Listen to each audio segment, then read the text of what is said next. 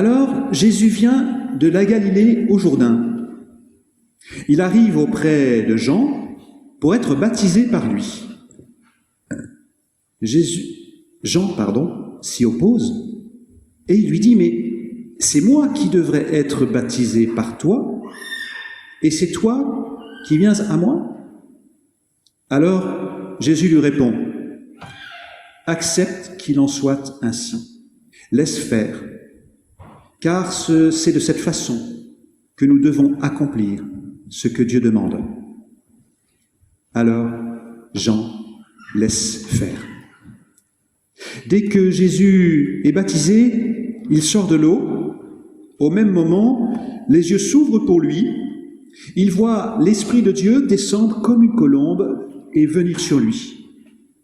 Et une voix venant des cieux qui déclare « Celui-ci est mon Fils bien-aimé, je mets en lui toute ma joie. » Permettez-moi de commencer par une petite histoire. Peut-être je vous l'ai déjà racontée, je ne me souviens pas, mais si c'est le cas, excusez-moi à l'avance, et mieux vaut 2 fois que pas du tout. Un homme se réveille en sursaut un beau matin car il a fait un rêve étonnant. Dans son rêve, en effet, il est entré dans un magasin étrange. Derrière le comptoir se tenait un ange. Surpris, l'homme lui a demandé « Que vendez-vous donc ?» L'ange lui a répondu « Tout ce que vous désirez. » Alors l'homme a réfléchi et puis il s'est exclamé « Si vous vendez tout ce que je désire, alors en ce début d'année, je vous demande de faire de telle sorte que tous mes vœux soient réalisés. » Et l'homme se mit à énumérer tous les vœux qu'il avait en tête.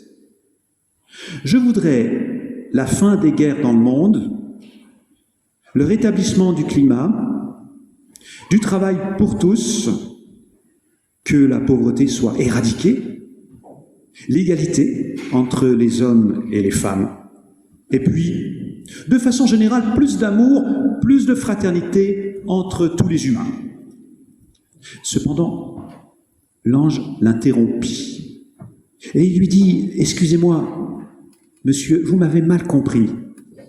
Ici, nous ne vendons pas des fruits, nous n'avons que des semences. »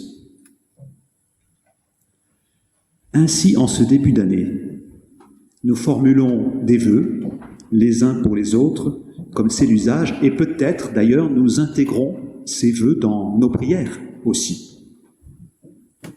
Alors, avec cette histoire de fruits et de semences, je ne vous dis pas qu'il ne sert à rien de demander à Dieu des fruits, car je ne crois pas que Dieu se désintéresse de nos demandes, de nos besoins, de nos souhaits les plus chers. Au contraire, Jésus nous révèle un Dieu plein de compassion et d'amour, un Dieu qui se fait proche de chacune et chacun, un Dieu qui souffre avec ceux qui souffrent. Sur des pages entières, les évangiles nous racontent combien Jésus est préoccupé de prendre soin de chacun et chacune, jusqu'à tout donner, toute son énergie et même toute sa vie. Mais, cependant, force est de constater que rarement Dieu intervient directement sur les événements. Et d'ailleurs, s'il intervenait directement pour changer le cours de notre histoire, eh bien, ça se verrait. Et si, en réalité, il intervenait d'abord dans le secret de la vie de chacune et chacun, s'il se proposait sans jamais s'imposer, s'il venait à nous dans le plus grand respect de notre liberté, et donc aussi de notre responsabilité. S'il préférait nous donner des semences plutôt que des fruits, pour que nous agissions nous-mêmes, pour que nous mettions en œuvre les vœux que nous formulons pour les autres, les désirs les souhaits que nous avons.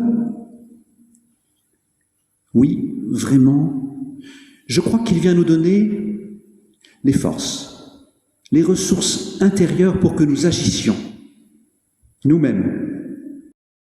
Alors peut-être, à cet endroit de ma prédication, vous allez vous demander, mais quel est le rapport entre cette histoire de semence et le baptême de Jésus?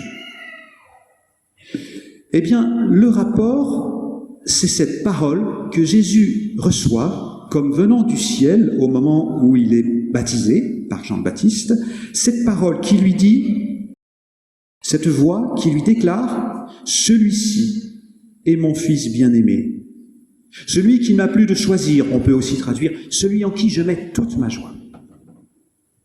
Oui, en vérité, je crois, cette parole, est une véritable semence pour notre existence.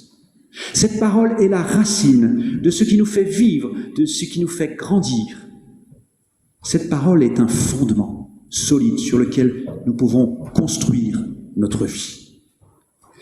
Mais pour mieux comprendre l'importance de cette parole, replaçons-nous dans le contexte de Matthieu.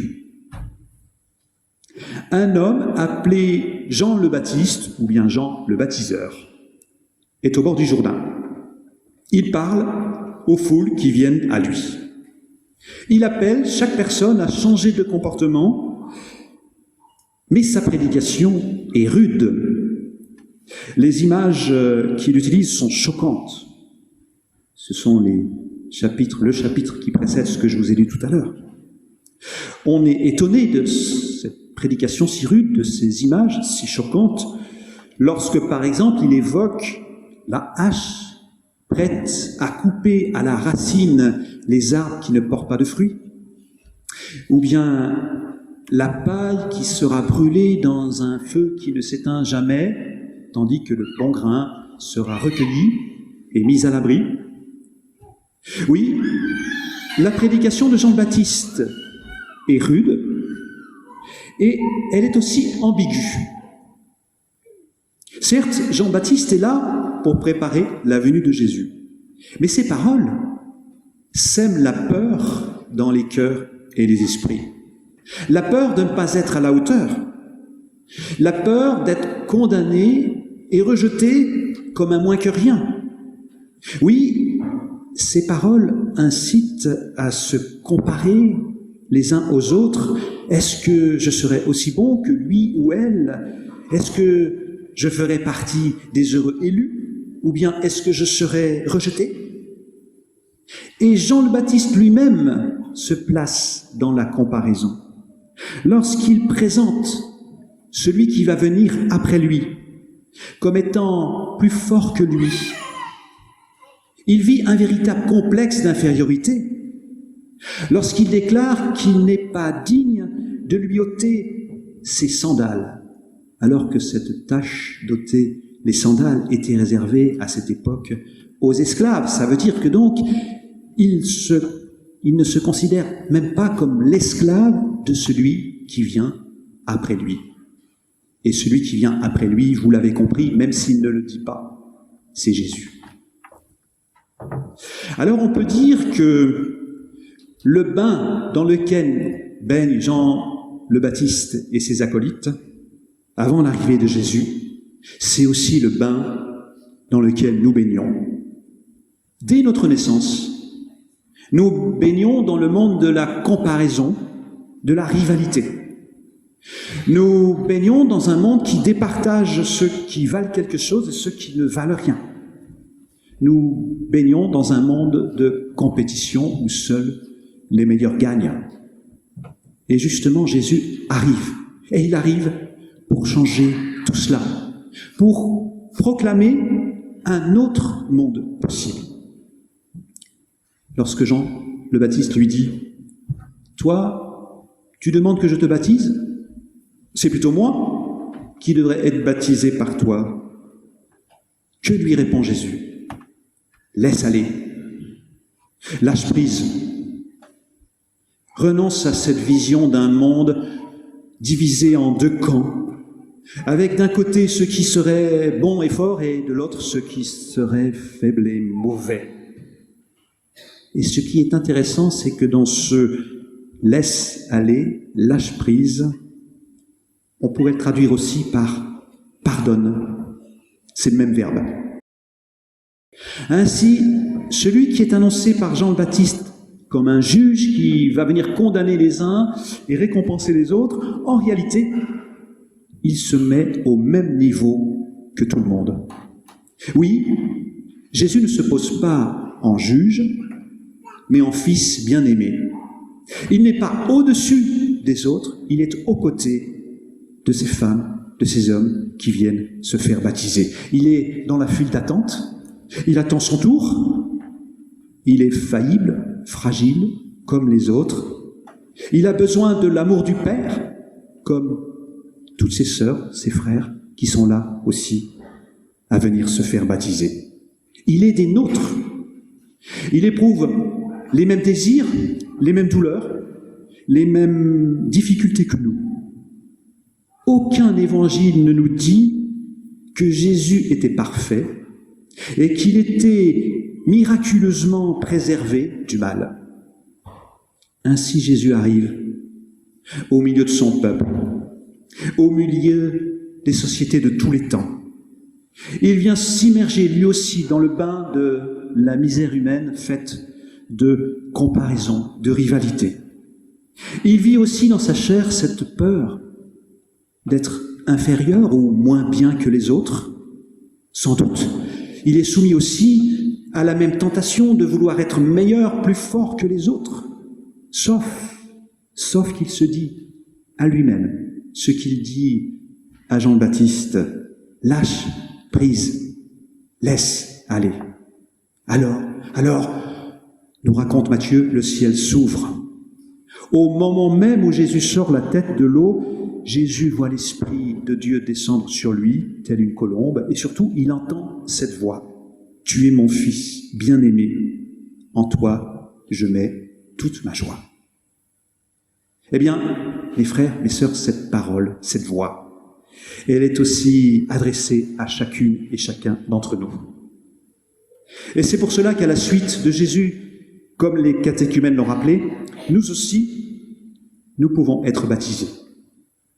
Car à chacune d'entre nous, Dieu dit aussi, tu es mon fils, tu es ma fille bien-aimée. Toi aussi, je t'ai choisi pour toujours. En toi aussi, je mets toute ma joie. Alors, lorsque tu as peur de ne pas être à la hauteur, lorsque tu te dévalues, que tu te crois inférieur aux autres, intellectuellement, moralement, peut-être physiquement, Dieu te dit non, tu es unique. Toi aussi, tu es mon enfant bien-aimé. Inutile de te comparer, de te dévaluer. Crois en mon amour pour toi. Crois en cette confiance que je mets en toi. C'est aussi vrai dans l'autre sens, pourrait-on dire, lorsque tu te crois supérieur aux autres, plus fort, meilleur que les autres, alors rappelle-toi que Dieu aime chacune et chacun également.